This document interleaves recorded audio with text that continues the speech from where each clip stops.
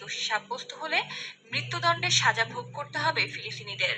এ আইনের আওতায় দখলকৃত পশ্চিম তীরের সামরিক আদালত কার্যকর করবে রায়। সাজা ঘোষণার ৯০ দিনের মধ্যেই কার্যকরের কথাও বলা হয়েছে। নতুন আইন অনুযায়ী মৃত্যুদণ্ডপ্রাপ্তদের রাখা হবে আলাদা কারাগারে। বাইরের কারোর সঙ্গে সাক্ষাৎ নিষিদ্ধ থাকবে। দেখা করতে পারবেন শুধু অনুমতিপ্রাপ্তরা।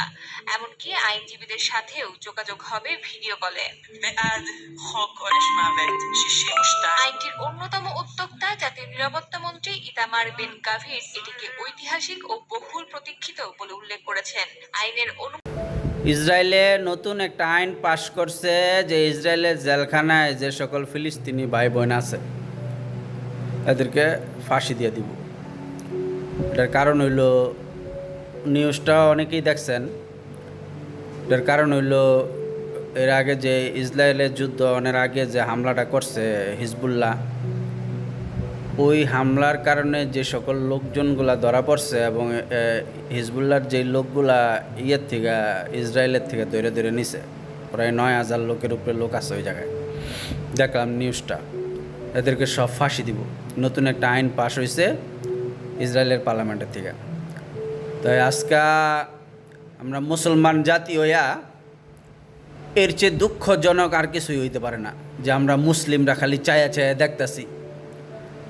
এত নির্যাতন আমরা জন্মের পর থেকে খালি শুনাইছি যে আমাকে আগের প্রজন্মের ইসরায়েল, আমেরিকা, অন্যান্য দেশ কিভাবে মুসলিমদের মারছে, ধ্বংস করছে, নির্যাতন করছে। আজকাল নিজের চোখে আমরা আজকাল 2026 আয়ে আমরা এগুলো দেখতেছি আমাকে চোখের সামনে।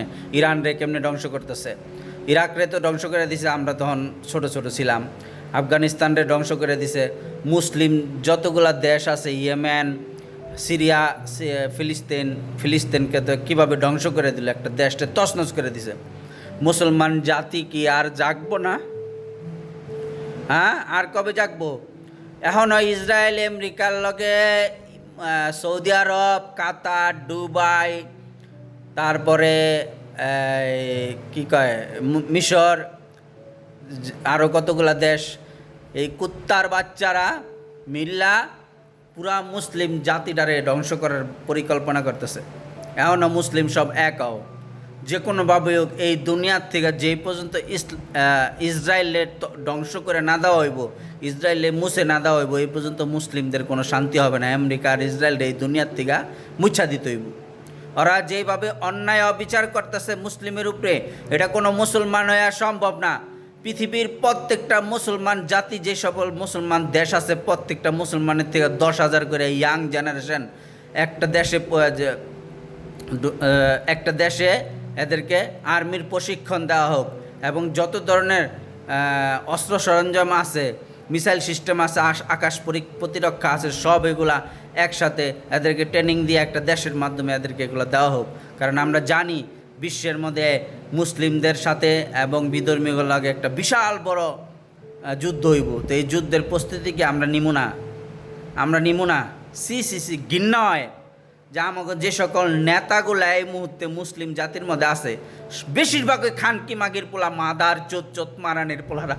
একটা দেশ ইসরায়েলের মতন দেশে এইভাবে ফিলিস্তিনকে ধ্বংস করে দিল, খানকির পোলারা আজ পর্যন্ত চায়া খালি দেখলো, কোনো ধরনের ভালো ধরনের কোনো পদক্ষেপ নিতে পারে না। এই মাদার চোদেরা, এই তুরস্ক খানকি মাগির পোলায় খালি কই আহে চোত মারানের পোলায় এটা করে দিব, ওইটা করে দিব। এই চোত মারানের পোলায় আজ পর্যন্ত কোনো ধরনের পদক্ষেপ নিল না।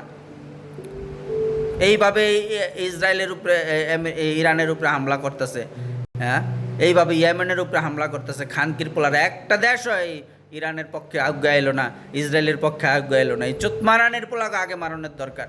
আজকে মনের জিদ, চোত মারানের পোলাকে কইলাম।